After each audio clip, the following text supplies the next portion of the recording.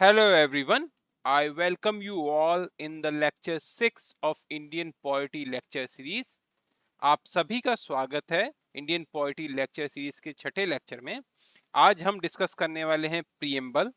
Preamble से पहले हम क्या क्या डिस्कस कर सकते हैं एक बार ओवरव्यू ले लेते हैं। हम डिस्कस कर चुके हैं, एक सेकंड जरा देख लूंगा पेन चल रहा है या नहीं चल रहा मेरा। चल रहा है, ओके। सो हम क्या क्या डिस्कस कर चुके हैं? हम डिस्कस कर चुके हैं जो भी एक्ट्स ब्रिटिशर्स लाए, जो कंपनी रूल था या क्राउन रूल था, दोनों रूल हम डिस्कस कर चुके हैं।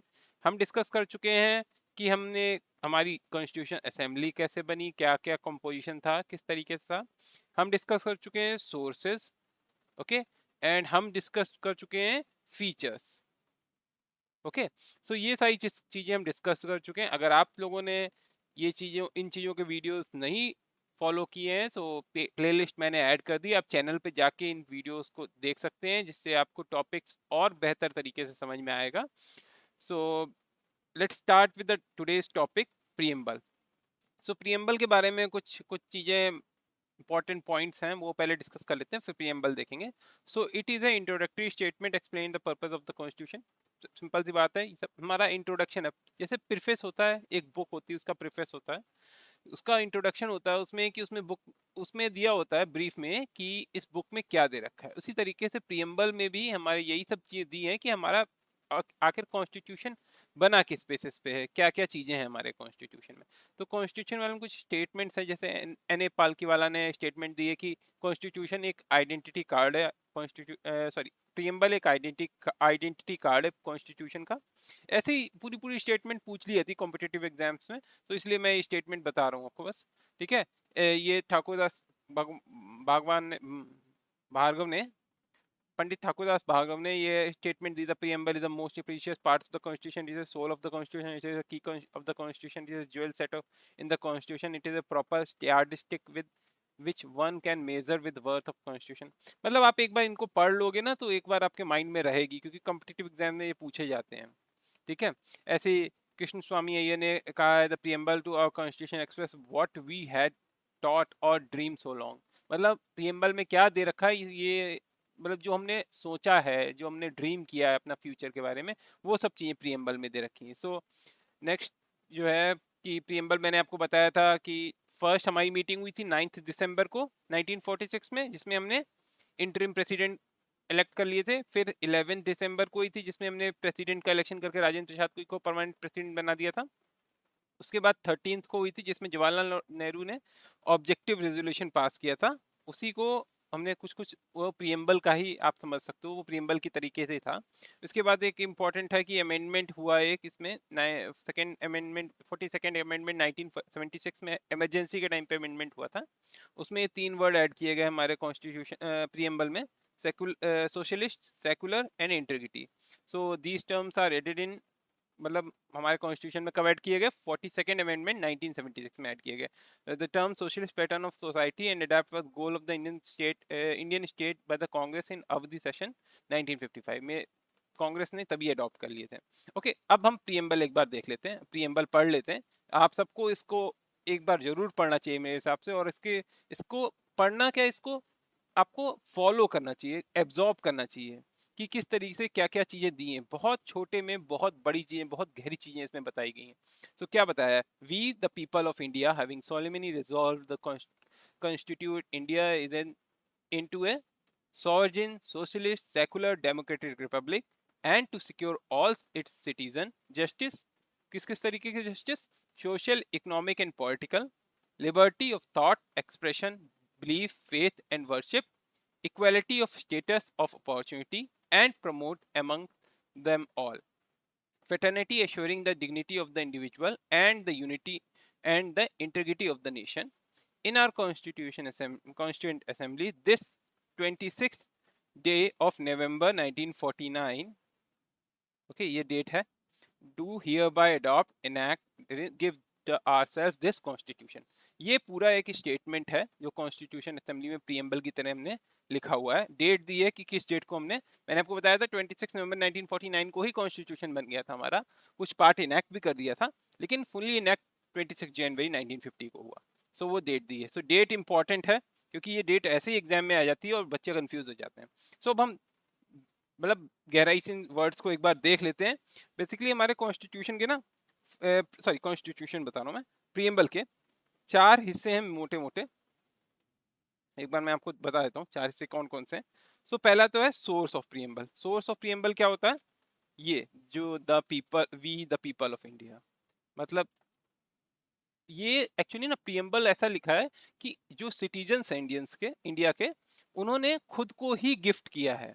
सो सोर्स क्या है, कौन इसके लिए प्रियम्बल के लिए है, किसने प्रियम्बल के पीछे कौन है? कौन है? हम सब इंडियंस हैं प्रियम्बल के पीछे। ओके ओके, नेचर कैसा होगा हमारे कॉन्स्टिट्यूशन का? सोवर्जिन, सोशलिस्ट, सेकुलर, डेमोक्रेटिक, रिपब्लिक, ये नेचर है हमारा। ठीक है। अच्छा, ऑब्जेक्टिव क्या क्या है? ये ऑब्जेक्टिव है, ये सारे ऑब्जेक्टिव हैं। Justice, liberty, equality, fraternity objectives हैं। ठीक है। और एडॉप्शन, एडॉप्शन के लिए ये पार्ट एडॉप्शन है। सो आपको समझ में आ गया होगा ना, ये ऑब्जेक्टिव है, ये ये डेट है, जो भी एडॉप्शन है, ये आपको मैंने बताया सोर्स है, और ये हमारा नेचर है।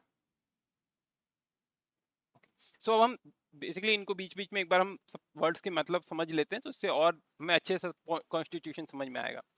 सो फर्स्ट, हम सोवर्जिन का मतलब क्या होता है? Means no outside authority over India on which the country is dependent in any means.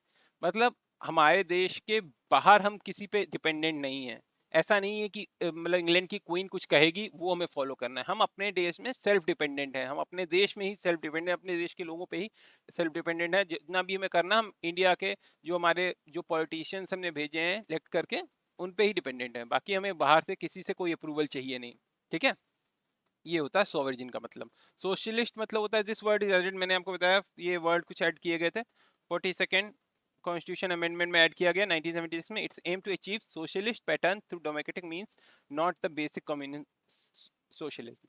Socialist मतलब हम किसी ये हमने 1942nd अमेंडमेंट 1976 में ऐड किया। इसका अचीव क्या करा? Socialist pattern democratic means, democratic means से socialist pattern not a based communalist socialism. ठीक है, डेमोक्रेटिक मींस से अचीव करना है।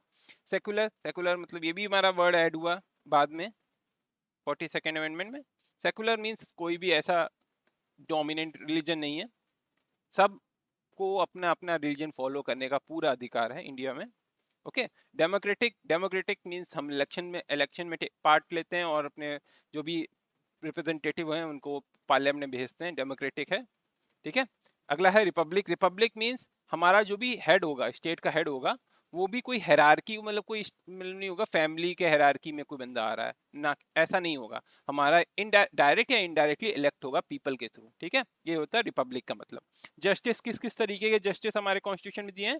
Socialist, economic and political justice. एक बार देख लेते हैं इनके बारे में। Socialist justice means the equal treatment to all citizen without any social discrimination based on caste, colour, race, religion, sex. किसी भी तरीके का डिस्क्रिमिनेशन नहीं होगा, सबको बराबर जस्टिस मिलेगा। ये किस तरीके का जस्टिस, ये क्वेश्चन भी आ जाता है कि हमारे प्रियम्बल में कितने तरीके के जस्टिस दिए हुए हैं। तो 3 तरीके के जस्टिस हैं, social, economic and political justice. अच्छा, इकोनॉमिक जस्टिस क्या है? Economic justice means no discrimination between people on the basis of wealth, income, property. ठीक है, किसी इस तरीके में मतलब इन चीजों में भी कोई डिस्क्रिमिनेशन नहीं होगा, जस्टिस सबको बराबर मिलेगा। ठीक है, ऐसा नहीं जो ज्यादा पैसा वाला है तो उसको ज्यादा जस्टिस मिलेगा, जो कम है उसको उसके साथ नॉन जस्टिस, अनजस्टिस हो जाएगा। ठीक है। अच्छा, political justice. Political justice denotes that all citizen should have equal political right, access to all political office and equal voice in the government. So equally सबके पॉलिटिकल राइट हैं। ठीक है, कहीं भी कोई भी रिप्रेजेंट कर सकता है। ऐसा नहीं कि आप इस पॉलिटिकल पार्टी को रिप्रेजेंट करोगे तो आपकी को जस्टिस जल्दी मिलेगा या इस तरीके से। ठीक है। लिबर्टी, लिबर्टी, लिबर्टी के लिए आज़ादी मीन्स किस चीज़ की आज़ादी? थॉट, सोचने की आज़ादी, एक्सप्रेशन, अपने मतलब उस जो थॉट सोचा आपको एक्सप्रेस करने की आज़ादी, बिलीफ, कोई भी विश्वास करने की आज़ादी है कि आप ये विश्वास करो। फेथ, फेथ मतलब बिलीफ, मतलब कोई भी बिलीफ और फेथ कुछ कुछ रिलेट करते हैं, तो बिलीफ और फेथ दोनों की आपको आज़ादी है। इसके बाद क्या है? इक्वालिटी। अब किस किस चीज़ की इक्वालिटी है? इक्वालिटी है हमारे पास all citizen irrespective of caste, race, sex, of religion in equality. मतलब ऐसा कोई नहीं है कि किसी पर्टिकुलर केस के लिए, रेस के लिए, सेक्स के लिए इसकी इक्वालिटी, सबको इक्वालिटी। जो है फंडामेंटल राइट, किस तरीके की इक्वालिटी? फंडामेंटल राइट की equality. Public place are open to all citizen. ठीक है, इक्वलिटी बिफोर लॉ, हम लॉ के सामने जब हम कॉन्स्टिट्यूशन में जाते हैं, जब हम कोर्ट में जाते हैं तो सब इक्वल हैं, कोई ऐसा नहीं कि मतलब इवन कि जब मतलब आप समझ लो जब इंदिरा गांधी प्राइम मिनिस्टर थी तब वो भी कोर्ट में गई थी, समझ रहे हो उसको, कोर्ट के सामने सब बराबर है। पॉलिटिकल इक्वलिटी, पॉलिटिकल इक्वलिटी कोई भी पॉलिटिकल पार्टी आप ज्वाइन कर सकते हो, किसी को सपोर्ट कर सकते हो, ऐसा कुछ भी नहीं, इक्वलिटी सब इक्वलिटी है। इक्वल पब्लिक अपॉइंटमेंट, अपॉइंटमेंट में जब कोई भी अपॉइंटमेंट, अब इसमें भी ये चीज नहीं, पब्लिक अपॉइंटमेंट में लोग कहते हैं रिजर्वेशन तो है, रिजर्वेशन वो एक नेगेटिव थिंग नहीं है, वो पॉजिटिव थिंग, वो हम उनको एक स्टार्ट दे रहे हैं, जो इनिशियल स्टार्ट लोगों को उनके बैकवर्ड होने की वजह से नहीं मिल पाता, उनको हम इनिशियल स्टार्ट दे रहे हैं कि वो भी हमारी रेस में बराबर एक एक फिनिश लाइन बराबर हो सबके लिए। Okay, so equal public appointment है। फ्रेटर्निटी, फ्रेटर्निटी यानी भाईचारा, in which public gives unity and solidarity to the social life, ठीक है, सबको यूनिटी के लिए फ्रेटर्निटी जरूरी है। सो इंपॉर्टेंस ऑफ प्रीएम्बल, ठीक है, इंपॉर्टेंस क्या प्रीएम्बल की, कुछ इंपॉर्टेंट पॉइंट्स हैं। सो प्रीएम्बल हमारे कॉन्स्टिट्यूशन में क्या है, ऐसे क्वेश्चन आया था की ऑफ कॉन्स्टिट्यूशन क्या है, तो की ऑफ कॉन्स्टिट्यूशन हमारा प्रीएम्बल है।